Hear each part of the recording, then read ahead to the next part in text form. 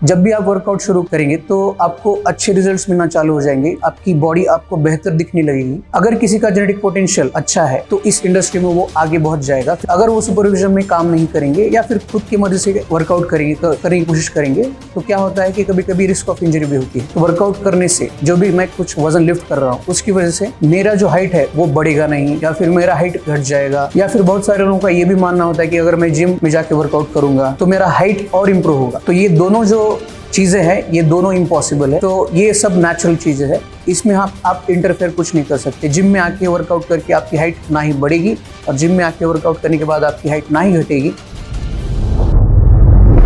Hello everyone, welcome back to our channel Mark of Strength. अभी ये हमारा second episode है। पिछले एपिसोड में हमने देखा था कि वेट ट्रेनिंग स्ट्रेंथ ट्रेनिंग में क्या डिफरेंस है, उसके साथ ही साथ स्ट्रेंथ ट्रेनिंग के बेनिफिट्स क्या है हमारे डे टू लाइफ में, as being physically fit exactly क्या है, और हेल्थ स्ट्रेंथ और फिटनेस में बेसिक डिफरेंस क्या है उसके बारे में हमने डिस्कस किया था। अभी इस एपिसोड में हम डिस्कस ये करेंगे जेनेटिक पोटेंशियल बेसिकली क्या रहता है, ह्यूमन बॉडी का जेनेटिक पोटेंशियल क्या है, उसमें कौन कौन से फैक्टर्स इन्वॉल्व होते हैं। तो जेनेटिक पोटेंशियल क्या है हमारे बॉडी का उसके बारे में डिस्कस करेंगे। सो इस डिस्कशन में जेनेटिक पोटेंशियल जो है उसमें बहुत सारे फैक्टर्स रिस्पॉन्सिबल होते हैं। बेसिकली किसी पर्सन का हाइट है, उसका परफॉर्मेंस है किसी स्पोर्ट में, उसका मसल का ओरिजिन इंसर्शन है, मसल की फंक्शनैलिटी है, अलग अलग फैक्टर्स है। लेकिन जो मेन 3 फैक्टर्स है उसमें पहला फैक्टर आता है हमारे ओवरऑल बॉडी का हार्मोनल बैलेंस। हमारे बॉडी में कितने हार्मोन्स है, उनका बैलेंस क्या है, ये बहुत इंपॉर्टेंट है। उसके साथ ही साथ मसल फाइबर डेंसिटी, हमारे फाइबर जो है मसल्स की, उनकी डेंसिटी ओवरऑल बॉडी में हमारी कितनी है, और हमारे बॉडी में कितने बैक्टीरियाज है, कितने अच्छे एंजाइम्स है, उनका एंजाइमिक एक्टिविटी क्या है, ये बहुत इंपॉर्टेंट। सो ये 3 फैक्टर्स है जेनेटिक पोटेंशियल में। अगर किसी का जेनेटिक पोटेंशियल अच्छा है तो इस इंडस्ट्री में वो आगे बहुत जाएगा, फिटनेस फील्ड में वो बहुत आगे जाएगा, in terms of improving performance हो, in terms of gaining muscles हो, कोई भी स्पोर्ट हो, जो लिफ्टिंग का हो या फिर कोई अदर स्पोर्ट हो। इसमें सेकंड थिंग क्या है, अगर किसी का जेनेटिक पोटेंशियल सुपीरियर है तो वो बहुत आगे जा सकता है इस फील्ड में। अभी सुपीरियर और इंफीरियर एग्जैक्टली जेनेटिक पोटेंशियल बोले तो क्या, जब भी आप वर्कआउट शुरू करेंगे तो आपको अच्छे रिजल्ट्स मिलना चालू हो जाएंगे, आपकी बॉडी आपको बेहतर दिखने लगेगी, आपकी बॉडी आपके न्यूट्रिशन को, आपके वर्कआउट के एक्सरसाइज के स्टिमुलस को अच्छा रिस्पॉन्ड करेगी,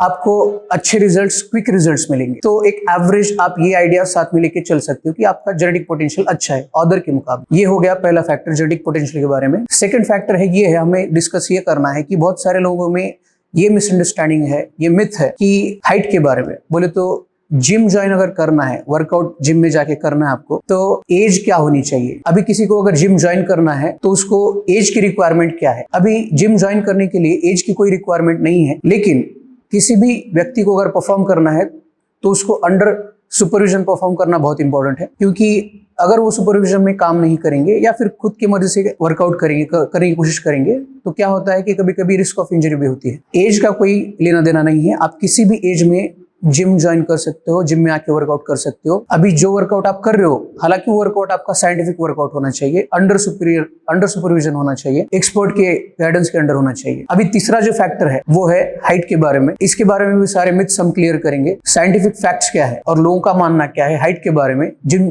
ज्वाइन करने के बाद या फिर ज्वाइन करने से पहले। बहुत सारे लोगों के मन में ये शंका रहती है, डाउट रहता है कि मैं जिम ज्वाइन करूंगा, वर्कआउट करूंगा जिम में जाके, तो वर्कआउट करने से जो भी मैं कुछ वजन लिफ्ट कर रहा हूँ उसकी वजह से मेरा जो हाइट है वो बढ़ेगा नहीं या फिर मेरा हाइट घट जाएगा, या फिर बहुत सारे लोगों का ये भी मानना होता है कि अगर मैं जिम में जाके वर्कआउट करूंगा तो मेरा हाइट और इम्प्रूव होगा। तो ये दोनों जो चीजें हैं ये दोनों इम्पॉसिबल है। हम पहले तो हाइट के बारे में डिस्कस करिए। हाइट जो है ह्यूमन बॉडी की वो डिपेंड करती है आपके जीन्स के ऊपर, जेनेटिकल हेरिडिटरी जो भी कुछ है, जेनेटिक पोटेंशियल जो भी कुछ है, आपका फैमिली बैकग्राउंड है या फिर आपका कोई भी रिलेटिव है, उसकी हाइट आपकी अच्छी है, उस रिलेटिव की हाइट अच्छी है तो आपकी भी हाइट अच्छी होगी। जो जेनेटिक हेरिडिटरी है वो आगे ट्रांसफर होते रहता है। तो ये सब नेचुरल चीजें है, इसमें आप इंटरफेयर कुछ नहीं कर सकते। जिम में आके वर्कआउट करके आपकी हाइट ना ही बढ़ेगी और जिम में आके वर्कआउट करने के बाद आपकी हाइट ना ही घटेगी, दोनों इम्पॉसिबल है। तो एक और फैक्ट के बारे में हम डिस्कस कर सकते हैं कि अगर आप जिम में आके वर्कआउट करोगे ज्वाइन करके, तो अगर वो वर्कआउट आपका साइंटिफिक है, वर्कआउट करते वक्त आपका पोस्चर अच्छा है, तो बाय डिफॉल्ट आपका पोस्चर इंप्रूव होने की वजह से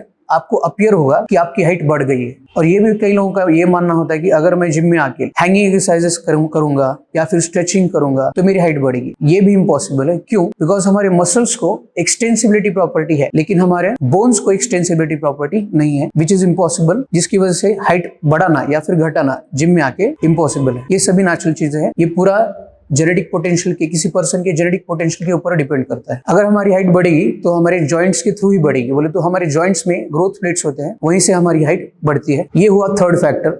अभी फोर्थ फैक्टर जो है जिसके बारे में हम डिस्कस करेंगे वो है हमारा ज्वाइन करने से पहले टारगेट। किसी भी वर्कआउट प्रोग्राम को ज्वाइन करने से पहले, जिम ज्वाइन करने से पहले हमारा टारगेट क्या होना चाहिए या फिर स्पेसिफिक गोल क्या होना चाहिए। तो बहुत सारे लोग ऐसे रहते हैं कि ज्वाइन करने से पहले उनको टारगेट ही पता नहीं रहता, उनका गोल ही पता नहीं रहता, वो एमलेस रहते, उनके पास कोई स्पेसिफिक ऐसी टारगेट की चीज नहीं। तो इस केस में क्या होता है, वो पाथ से भटक जाते हैं।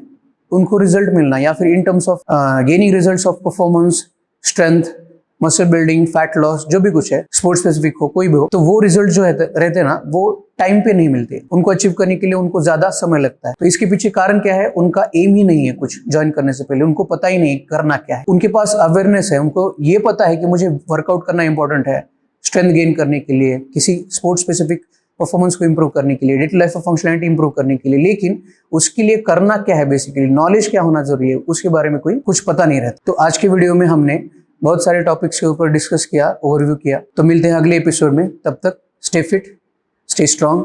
Thank you.